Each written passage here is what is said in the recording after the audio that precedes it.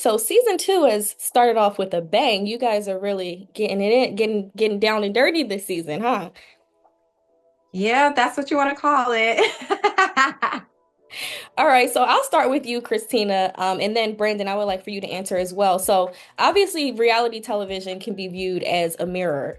So watching yourself back in season one, what changes did you guys individually see that you wanted to make for yourselves? I feel like after watching season one, I felt like there was a lot of areas that I can grow in. One particularly, I felt like I didn't speak up enough for myself, that I was a bit passive when it came to other individuals speaking at me. So I think that I really went back into my bag, my emotional maturity bag, and I came out a lot stronger. And I think that everybody is seeing that in season two. And what about you, Brandon? Well, right after filming, I got right into therapy, and I just realized that I had been in survival mode for so long that I just wasn't really taking care of myself, and then that wasn't allowing me to take care of my family the proper way that I should have been. And so, yeah, it helped me. That mirror helped me out a lot. Just kind of looking into and just making myself a better man, better husband, better father, everything. Now, before we get into everything that's going on this season, I want to talk about you guys' home. So last year we saw you guys living downtown, and Christina, I watched your interview with Dustin Ross on Reality with the King, Carlos King's podcast, and you explained that the Penthouse was a brand partnership, which was something that was completely foreign to me, but also cool. So can you expand upon that and what you liked about living downtown versus living in your townhome? Okay, so I am a brand influencer, obviously, and I wanted to really dig into like the real Detroit experience because I'm not from here originally. So when Bedrock, which is the largest real estate development company here, they own most of the real estate downtown Detroit. When they reached out about collabing, I thought it would be a great idea for me to kind of get the full living experience in one of their properties. So it was the first time they hadn't done anything like that before. So I was actually the first influencer that they partnered with a living space, and they gave me the most beautiful, luxurious space. It's a high value space. The penthouse is overlooking like I think it was the 30th floor. So we were able to see all of Detroit, like a panoramic view. It was a great experience. I loved being a part of the city and downtown, all the new development, because downtown Detroit, and actually Detroit in itself is now called New Detroit. So just to be hands-on and have my family experience that with us and be able to document it like through reels and content, it was such an amazing experience. So shout out to Bedrock. I really appreciated that opportunity. But it was only for a 6-month stint. So we basically spent an entire summer there, and we still owned a home. So we never got rid of our home. So when we were done living at the penthouse, we just came back home. And, it's a big difference living in the suburbs versus in the city. And I love being able to just come home, get in my house right away versus trying to get up an escalator with kids and groceries. It's fun, but it's not really like a long period of time for me to stay somewhere like that with children. But it was You it was don't the feel most like it was amazing sustainable. experience. I think that you just have to be mentally prepared. And I feel like my kids would need to be older Mhm. because once a kid falls asleep in a car, you have children. It Mhm. sounds like Mhm. it's difficult trying to get your child up a elevator with groceries and bags, by yourself. So, but I did love the experience. All right. Well, we look forward to seeing more of you guys' life in the suburbs. So, obviously, last season, you guys both ended the season with kind of rocky relationships with the rest of the cast. So, going into this season, Brandon, did you feel isolated from the other men in the group? Um, no, because me and Russell, we actually sat down because we just couldn't believe how we ended up after season one, and so me and Russell, we kind of like really sat down and just got back on one page, and then but we basically talked about, yo, we got to get our wives to do the same thing, and so that's what we're seeing that try to happen on season two. Now, speaking of getting your wives on the same page, obviously there was friction between you and the other women in the cast, and you kind of felt like you were on an island by yourself. Were you hopeful or open to mending things this season? What was your mindset going into season two, Kristina? Going into it, honestly, in full transparency, I just didn't care. I'm like, I'm not chasing anybody. If I've already extended the olive branch and there's still coldness, I didn't feel the need to continue to reach out and to chase anybody. Because I feel like it's both parties or all parties' responsibility to try to mend things, to try to call and, if the olive branch was extended, reach back out on your own. So I went in with the mindset of like, I don't care, I'm not doing this. I tried. But I think like getting in front of certain cast members and, knowing that you once had a warm relationship with that person, it kind of, warms your heart again. And you're like, okay, you kind of let your guard down again. So I kind of opened up once I got in front of, especially Kobe. We sat down in the beginning of the season. And although I had that initial wall up, it kind of crumbled down because I still have love for her. Well, that's good to see. One of the things about reality TV, as much as we love drama, we like to see some type of resolution. Yeah, So, absolutely. this season opens with, unfortunately, the two of you living separately, and Brandon either, I'm not clear on whether you wanted a divorce or a separation or what exactly you wanted to do. So tell us what was going through your mind and what got you to the point of you wanting to take a pause from your marriage.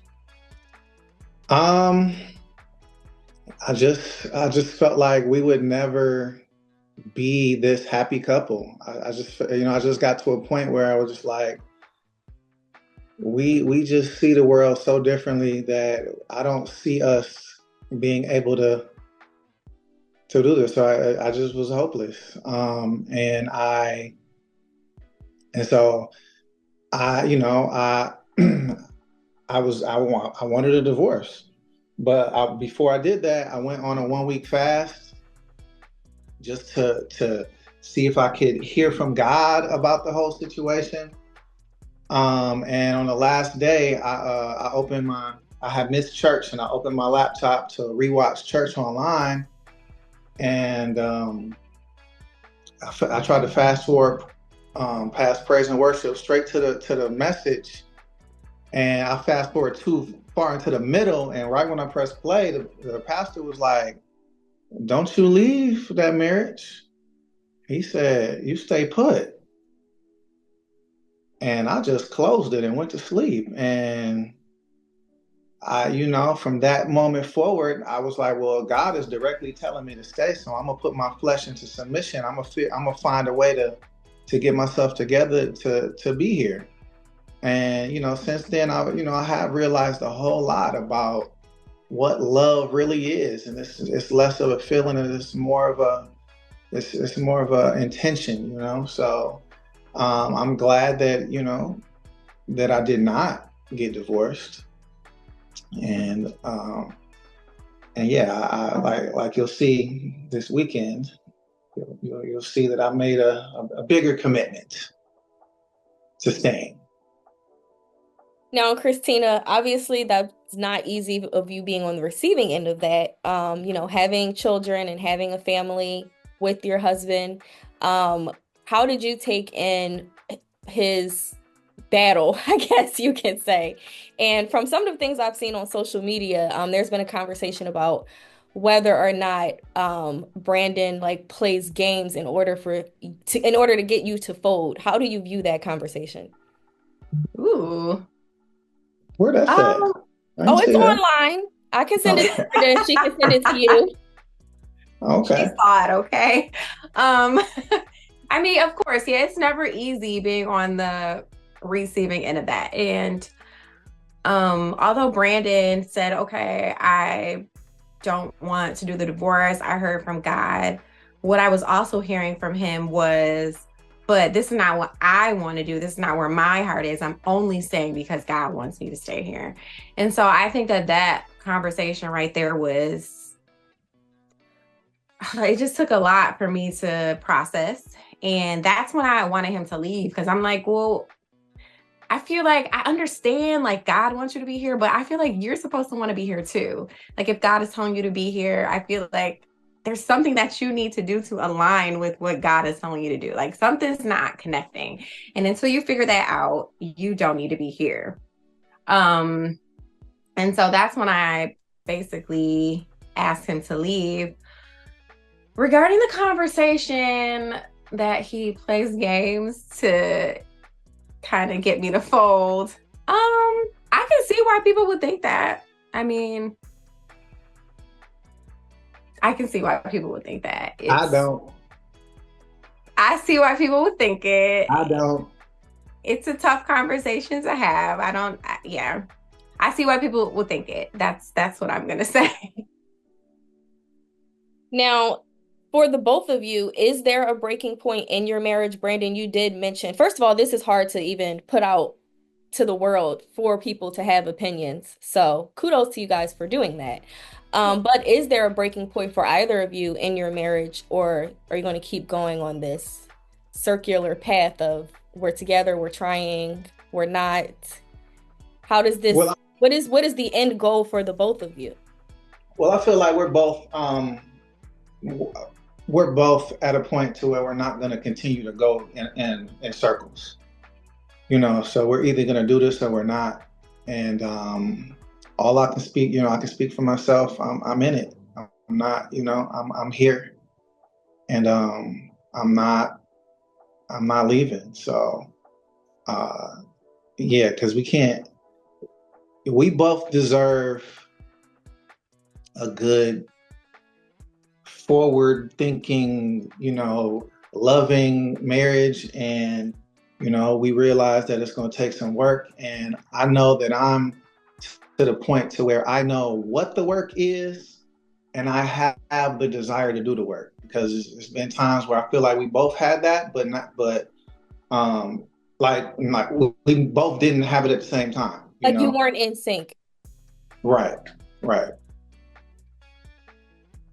I think for me, I can agree, but I'm also to the point where there's just things that I will never in my life again settle for.